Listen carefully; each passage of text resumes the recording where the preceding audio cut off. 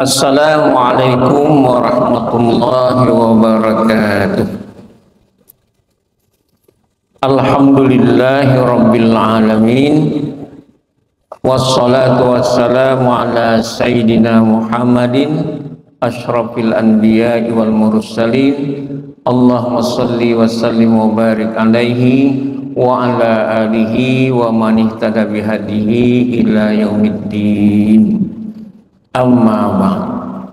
Jamaah bapak-bapak dan ibu-ibu, para pemuda, pemudi dan juga anak-anak yang dimuliakan Allah Subhanahu wa taala, kita terus bersyukur kepada Allah Subhanahu wa taala walaupun sekedar mengatakan alhamdulillah bisa salat subuh zuhur berjamaah di rumah Allah di Masjid Raya Sumbar, masjid yang terunik katanya di Asia Tenggara ini. Ya, kita walaupun bersyukur sekedar alhamdulillah, itu kan tanda ketaatan kepada Allah Subhanahu wa taala.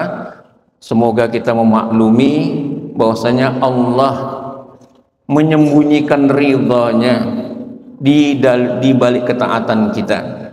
Artinya kita jangan sampai meremehkan untuk berbuat baik, bersikap taat sekecil apapun juga. Mungkin saja ridha Allah diberikan di ketaatan yang kecil, sekedar bersyukur alhamdulillah lisan kita. Ya, mungkin saja kita telah beramal soleh mentaati Allah dengan amal-amal yang besar, mungkin bekerja siang malam untuk keluarga, mungkin juga berdakwah keliling dunia, mungkin juga membangun apa sajalah sarana, atau juga bersedekah, berinfak yang sangat besar. Nah, itu semuanya ketaatan kepada Allah Subhanahu wa taala. Tetapi kita kan tidak tahu ridha Allah diberikannya yang dimana.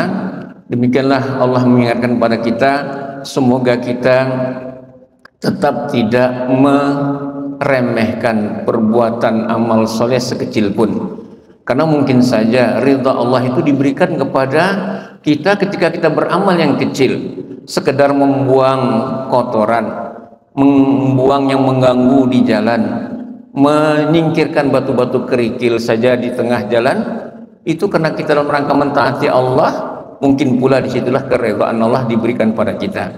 Demikianlah kita semoga terus bersyukur kepada Allah Subhanahu wa taala, dan jangan sampai kita menyatakan untuk menentang Allah, bermaksiat kepada Allah Subhanahu wa taala, karena memang Allah juga menyembunyikan murkanya di balik kemaksiatan yang kita kerjakan.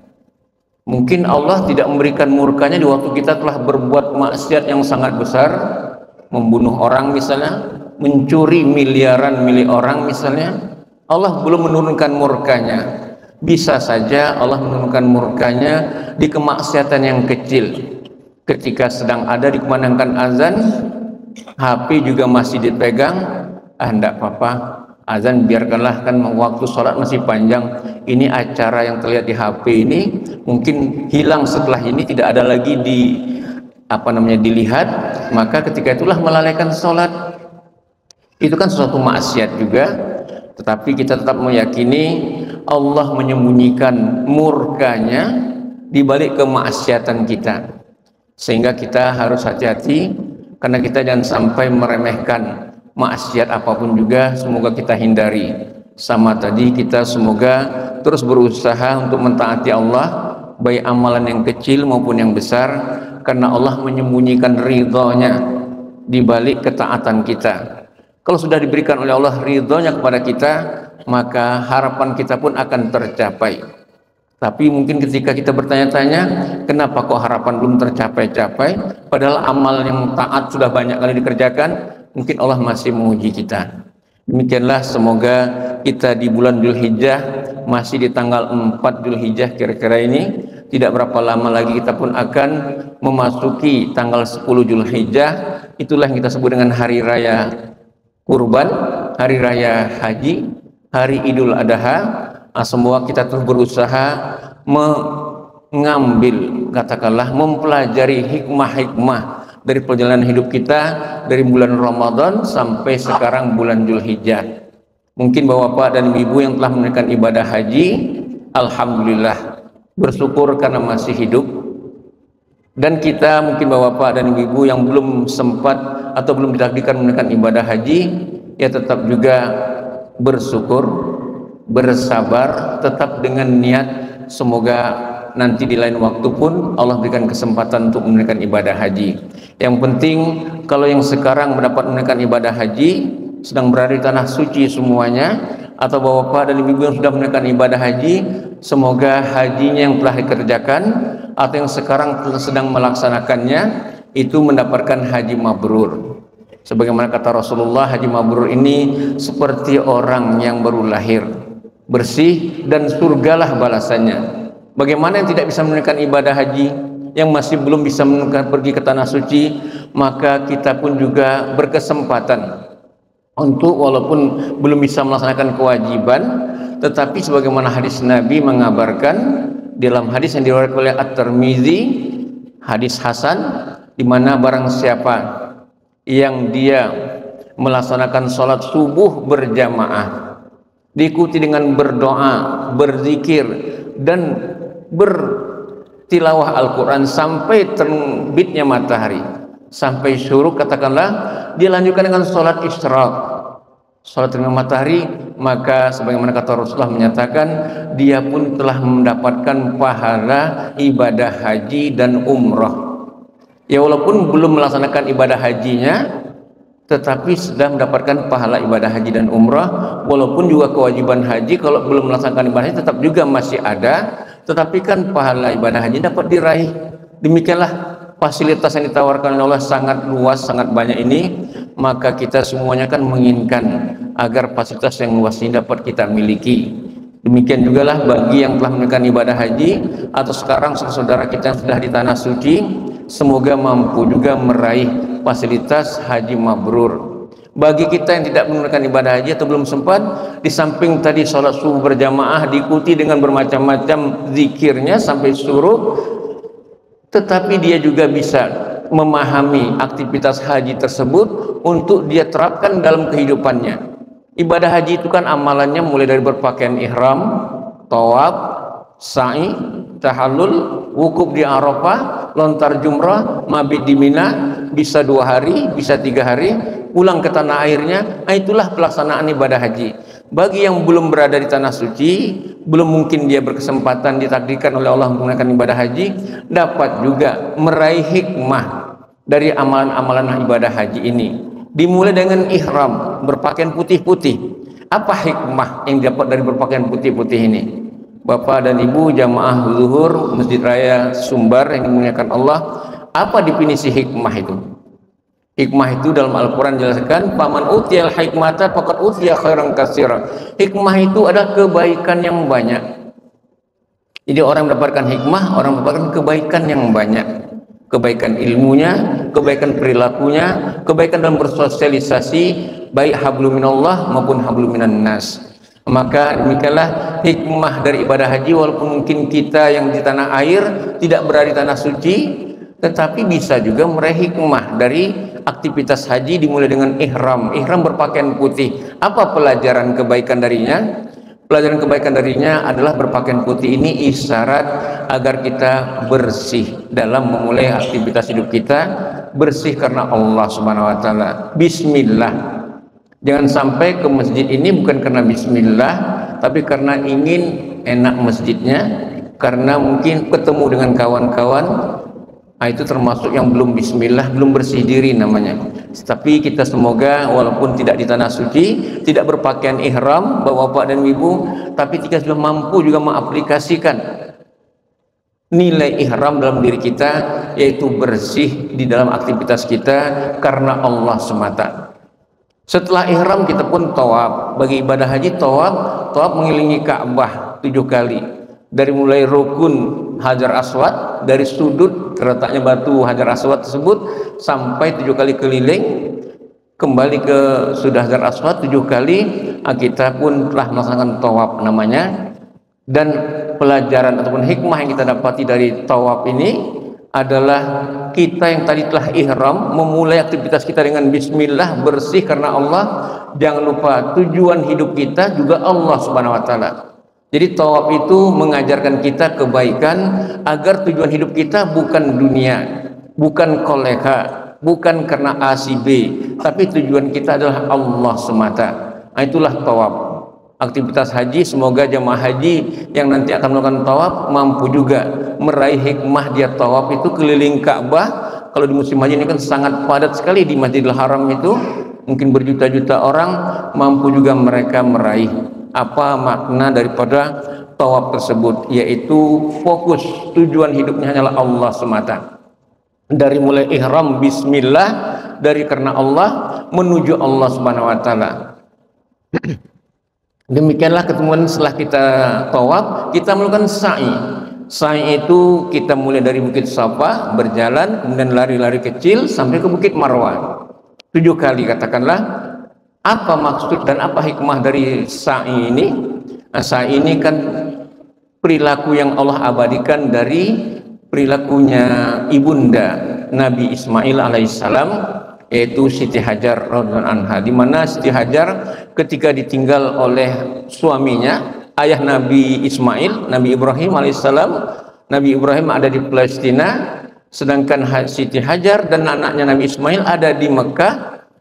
Maka ketika Nabi Ismail sudah kehabisan bekal, sudah kehausan, menangis Nabi Ismail, oleh ibundanya diletakkanlah Nabi Ismail tersebut di samping Ka'bah. Kemudian Hajar mencari mungkin kalau ada rezeki buat anaknya di Bukit Safa sana. Dia menaiki Bukit Safa sekitar puluhan meter kalah dari Ka'bah. Dilihat dari Bukit Safa tidak nampak makanan dan minuman. Pergi dia ke Bukit Marwah, juga tidak nampak makanan dan minuman.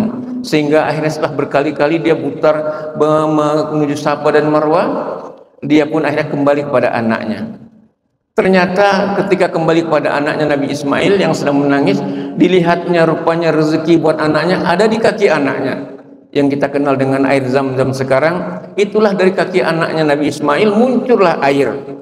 Sehingga Siti Hajar pun mengatakan air yang sudah mulai muncul ini dengan kata Zam-Zam, berkumpullah, sehingga itulah menjadi yang kita kenal sekarang air Zam-Zam. Itulah buat Nabi Ismail sehingga pun dia bisa minum. Demikianlah pelajaran sa'i kaum muslimin jamaah zuhur yang berbahagia, bahwasanya kita telah ihram, bersih diri memulai hidup kita, dan tawaf agar tujuan hidup kita hanyalah Allah Subhanahu wa taala. Maka dalam aktivitas sehari-hari, bekerja di segala macam lapangan pekerjaan kita, lapangan pendidikan kah, lapangan perdagangan, pertanian, birokrasi, lapangan jasa, apa saja, tetap niatkanlah ketika bekerja itu bukan mencari rezeki, bukan mencari angka-angka harian, mingguan, bulanan dan sebagainya, tetapi niat bekerja itu adalah ibadah kepada Allah semata. Sedangkan rezeki itu urusan Allah Subhanahu wa taala. Allah telah membagikan dan tidak terbagi kepada yang lainnya rezeki kita. Kita tidak tahu di mana rezeki kita, tapi rezeki kita tahu di mana kita. Mungkin rezeki kita dari lautan, mungkin dari hutan, mungkin dari pegunungan, mungkin dari tetangga kita, mungkin dari bawah tanah juga rezeki kita. Itu semuanya Allah Subhanahu wa taala yang mengetahui rahasianya. Yang penting ketika kita bekerja, Bapak dan Ibu, setelah kita bismillah kemudian menuju Allah Subhanahu wa taala, jangan lupa kita bekerja bukan karena ingin angka-angka, tapi dalam rangka ibadah kepada Allah semata. Itulah dia sa'i. Setelah sa'i kita tahallul. Tahallul mencukur rambut, bisa sebagian, bisa mungkin sampai botak kadang-kadang kepala jemaah haji ini. Itu apa pesannya? Apa hikmahnya? Demikianlah kita juga harus selalu berbagi.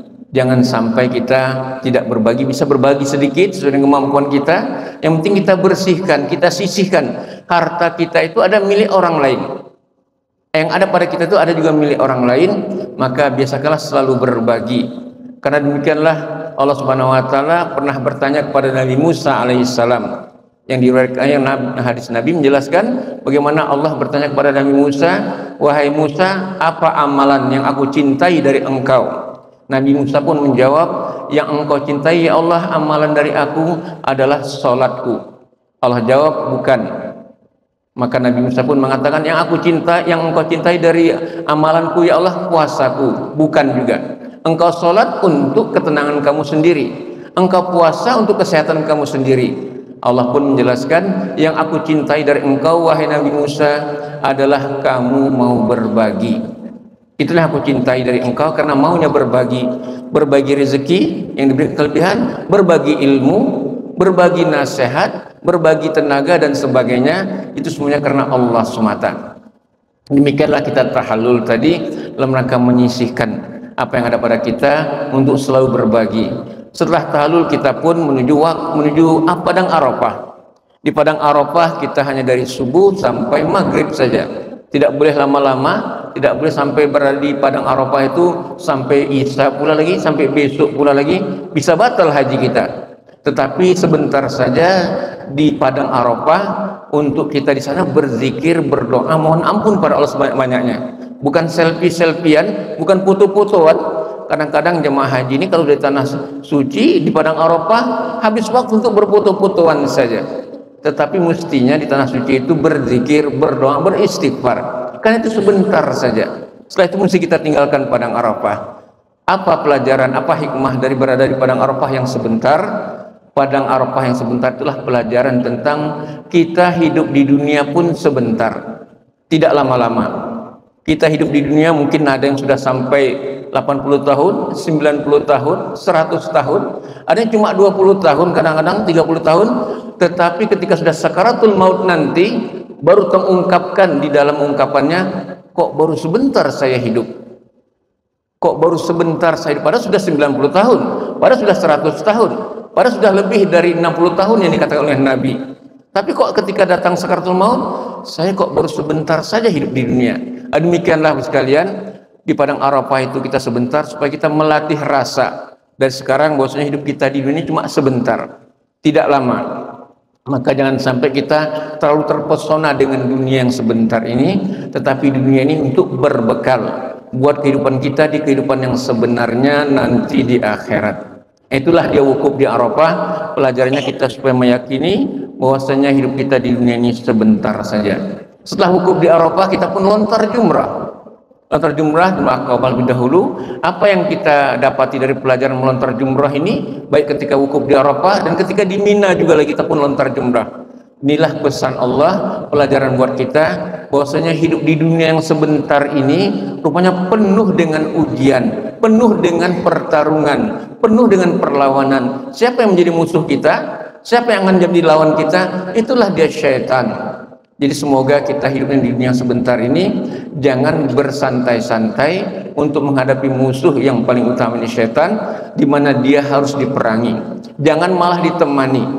Kalau ditemani walaupun sudah mengaji ke sana kemari, sudah kuliah mungkin sampai tingkat sangat tinggi sekali, memiliki gelar akademik yang sangat mungkin apa sajalah gelarnya, mungkin guru besar lah, tetapi ketika tidak mampu untuk menghadapi syaitan ini, berarti tidak bersih diri dia, tidak sufi dia.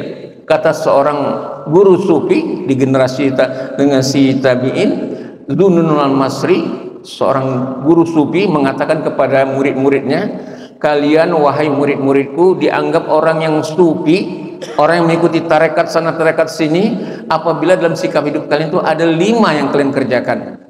Yang pertama, menjadikan Allah untuk diperangi, menjadikan Allah untuk ditaati. Yang kedua, menjadikan Rasulullah untuk diteladani. Yang ketiga, menjadikan diri manusia sama manusia untuk saling menasihati, dan menjadikan nafsu yang ada pada diri setiap manusia. Kita ini punya nafsu sekalian, dengan nafsu itulah kita bisa bergerak. Bagaimana kita menjadikan nafsu kita untuk diseleksi, bukan dituruti. Kata Ibnu Taimiyah, kalau kita ingin mengetahui nafsu ini mengarah kemana, lihat saja. Ada 2 hal yang selalu dihadapi oleh nafsu. Apabila salah satu di antara 2 hal tersebut yang paling berat dikerjakan oleh nafsu, itulah yang paling baik. Maka kita menseleksi nafsu kita ini mengarah kebaikan atau keburukan. Caranya kita lihat saja 2 hal yang mana yang paling berat dikerjakan oleh nafsu kita. Kalau yang paling berat itulah yang paling baik. Misalnya azan dikumandangkan, HP dilihat juga, TV dinonton juga. Yang mana yang kita ikuti? Menjawab azan atau tetap nonton TV atau tetap melihat HP? Pasti nafsu mengatakan azan kan lewat saja, kan azan kan tanda awal waktu sholat. Atau kan panjang, ini HP dan juga TV, ini acara sebentar saja ini, beritanya mungkin tidak ada lagi setelah ini. Akhirnya yang baiknya mesti menjawab azan tidak dikerjakan, nonton TV pula. Akhirnya kita berarti tidak menseleksi nafsu kita. Mestinya kita seleksi yang berat itu yang mana, itulah yang baik, itulah kita tandanya mampu menjadi orang sufi namanya. Jadikan nafsu kita seleksi. Dan yang terakhir, orang sufi itu di samping tadi menjadikan Allah untuk ditaati, Rasulullah untuk diteladani, sesama manusia untuk saling menasihati, nafsu untuk bisa diseleksi, sesama dengan syaitan harus diperangi. Dengan setan, baik setan jin dan manusia, harus diperangi. Jangan sampai memarah-marah pada setan ketika di akhirat nanti. Bagaimana Allah mengabadikan orang yang dahulu ketika dengan setan di dunia dia temani, ketika sudah berhadapan di neraka baru dia salahkan setan tersebut, setan jin dan setan manusia. Allah abadikan sikap yang sudah tidak ada gunanya ini. Dalam surat Fussilat Allah katakan, a'udzubillahi minasyaitonirrajim. وَقَالَ الَّذِينَ كَفَرُوا رَبَّنَا أَرِنَا اللَّذَيْنِ أَضَلَّانَا مِنَ الْجِنِّ وَالْإِنسِ نَجْعَلْهُمَا تَحْتَ أَقْدَامِنَا لِيَكُونَا مِنَ الْأَسْفَلِينَ. Ketika sudah masuk neraka, jin, setan dan manusia, baru berkatalah manusia yang ikuti setan dahulu di dunia, ya Allah, ini setan yang dahulu di dunia membuat saya tersesat, marilah biar saya pijak-pijak dia sekarang. Memijak-mijak setan, memerangi setan ketika di akhir sudah tidak gunanya. Sekaranglah kita harus memerangi, mengalahkannya, bukan ketika di akhirat nantinya.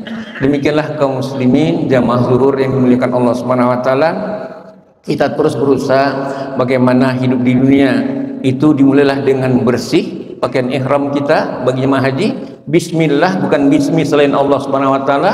Kemudian ketika kita sudah mulai bismillah, tujuan kita bekerja, tujuan kita hidup ini ngapain?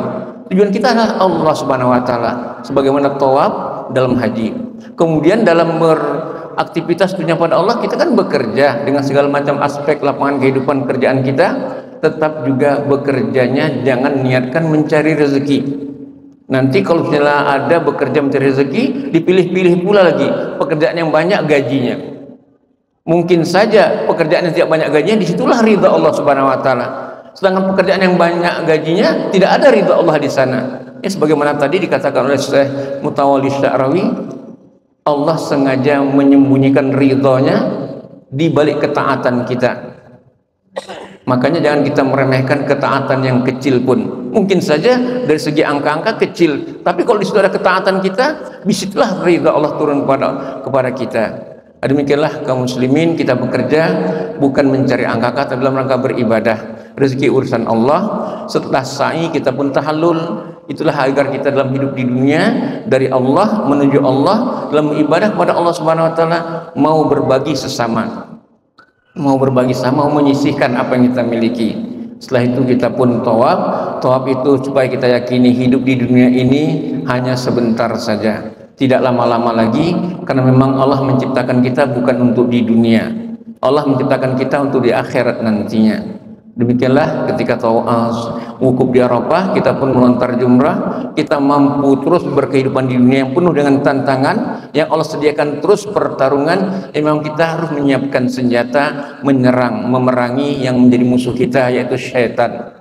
Dan yang ketiga, yang terakhir, kita pun mesti mabit di Mina. Mabit di Mina itu ibadah haji. Yang terakhir, apa pesannya di sana? Bahwasanya kita hidup di dunia yang sebentar ini, agar kita selama di dunia yang sebentar ini terus bersosialisasi, terus kita mampu mengingatkan sama kita, keluarga kita. Jangan sampai ketika kita sudah hidup di dunia tidak bersosialisasi dengan keluarga, dengan tetangga. Ketika kita ketahui keluarga kita tidak sholat berjamaah, sedangkan dia sudah wajib, kita ingatkan. Ketika ada keluarga kita yang mungkin kurang mampu, kita bantu. Itulah dalam rangka kita bersosialisasi. Kalau ada tetangga kita mungkin lebih kurang dia keadaan ekonominya, kita mungkin sering makan makanan yang enak, dia tetangga kita tidak pernah makan yang enak, mungkin dia pernah mencium bau masakan yang sangat harum, tercium oleh dia, kita makan saja sendiri di rumah. Rasulullah mengancam sebuah rumah keluarga yang dia makan makanan enak, tetangganya yang kebetulan seharian belum makan, cuma hanya mencium bau aroma masakannya saja, apa kata Rasulullah SAW? Jangankan masuk surga, mencium bau surga pun tidak akan dirasakannya. Demikianlah Allah mengancam pada kita melalui Rasulullah agar kita mampu bersosialisasi. Bersosialisasi inilah dalam ibadah haji disebut dengan kita mabit di Mina nantinya. Demikianlah bagi yang telah menekan ibadah haji, Bapak dan Ibu, dan juga termasuk kami yang alhamdulillah sempat menekan ibadah haji bukan dari tanah air tapi di tempat belajar sana. Itulah alhamdulillah, semoga mampu terus untuk memahami makna segala apa yang kita kerjakan dalam ibadah haji, mulai dari ihram, tawaf, sa'i, tahallul, wukuf di Arafah, lontar jumrah, dan mabit di Mina, sehingga mungkin yang menekan ibadah haji, haji mabrur, masuk surga balasannya. Yang tidak melaksanakan ibadah haji karena belum diberi kesempatan, dapat juga meraih hikmah-hikmah dan surga juga balasannya. Allahumma amin. Barakallahu li wa lakum bil Qur'anil Karim. Demikianlah yang dapat disampaikan. Wabillahi taufiq wal hidayah. Assalamualaikum warahmatullahi wabarakatuh.